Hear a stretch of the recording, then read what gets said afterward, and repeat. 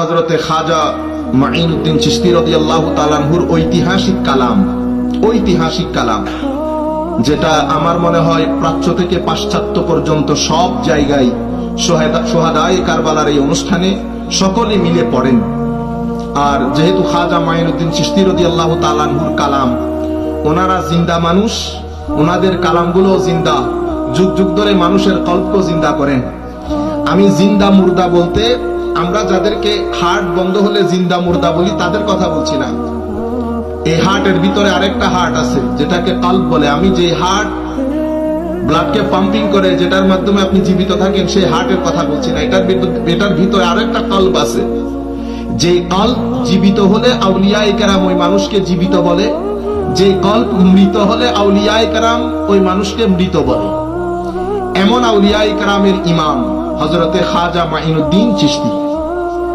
হযরতে খাজা মাঈনুদ্দিন চিশতি রাদিয়াল্লাহু তাআলা আনহুর কালাম দিয়াস্ত হুসেন দীপানাস্ত হুসেন দিয়াস্ত হুসেন দীপানাস্ত হুসেন सरदात नदाद दस्त दर दस्त यजीद सरदात नदाद दस्त दर दस्त यजीद हक्का के बिना ला इलाहा आस्त हुसैन दिया হুসেন দীপানা আস্তে হুসেন।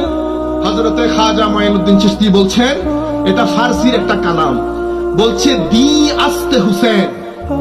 দিন হচ্ছে হুসেন, দিন হচ্ছে হুসেন। কনফিউজ হওয়ার কোনো কারণ নাই।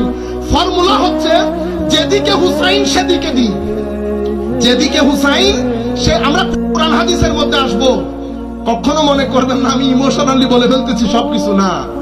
কখনো এটা মনে করবেন না। আমরা প্রত্যেকটা কথা কোরআন এবং হাদিস থেকে বুঝবো, সে অনুযায়ী আমল করার চেষ্টা করব, সে অনুযায়ী জীবন পরিবর্তন করার চেষ্টা করব। তকরির শুনে এই তকরির, এই ওয়াজ নসিহত আমাদের ব্যক্তি জীবনের মধ্যে কোনো পরিবর্তন সাধন না করলে সেই শোনা শুধু শোনা হয়, সেটার মাধ্যমে সওয়াব হয়। হযরতে খাজা মাঈনুদ্দিন বলছেন দিন আসতে হুসেন, দিন হচ্ছে ইমামে হুসেন। তুমি যদি কনফিউজ থাকো কোত্থেকে যাব, তো মাথায় রাখবা যেদিকে হুসাইন সেদিকে দিন। দীপানাস্তে হুসেন, তো শুধু দিন হুসাইন না, দিনের নিরাপত্তাও হুসেন, দিনের নিরাপত্তাও হুসেন। তারপরে পরে গিয়ে বলছে সরদাদ নাদাদ দস্ত দর দস্ত ইয়াজিদ। যখন প্রশ্ন উঠেছে যে ইয়াজিদ সে তার বাহিনীর মাধ্যমে, তার দূতের মাধ্যমে, যেটাকে আমরা বর্তমানে অ্যাম্বাসেডর বলি, তখন তার পরিভাষা ছিল না, আরবিতে দূত বলতো। তো যখন দূতকে পাঠালেন যে ইমাম হুসাইনের পক্ষ থেকে বায়াত নিয়ে আসো, ইমামে হুসাইনের পক্ষ থেকে বায়াত নিয়ে আসো। কেন? কারণ ইয়াজিদ তখন মুসলমানদের শাসনের চেয়ারে বসা।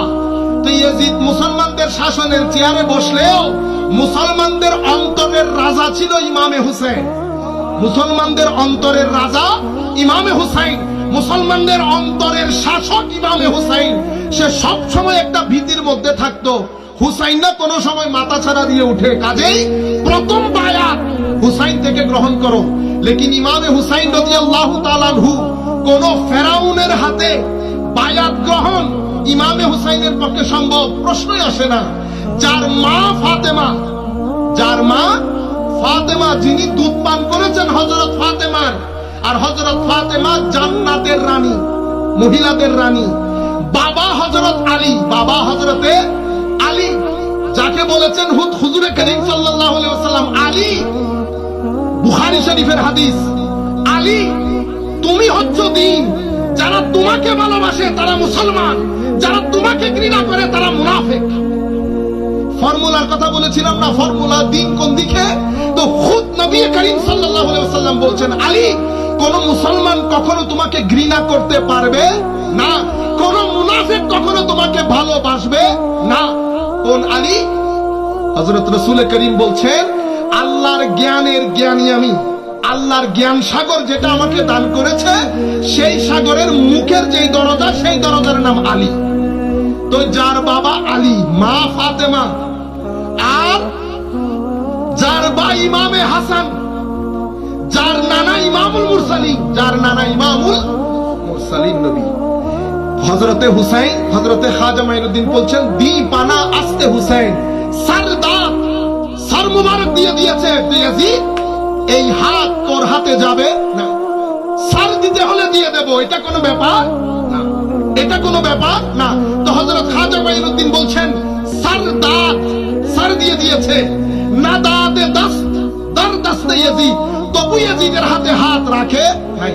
তো হাক্কাকে বিনা লা ইলাহা আস্তে হুসেন, যদি তুমি আমাকে জিজ্ঞেস করো যে খাজা মাইনুদ্দিন চিশতি তাহলে লা ইলাহা ইল্লাল্লাহর স্তম্ভ কি, তো আমি বলবো লা ইলাহা ইল্লাল্লাহর স্তম্ভ ইমামে হুসাইন রাদিয়াল্লাহু তাআলা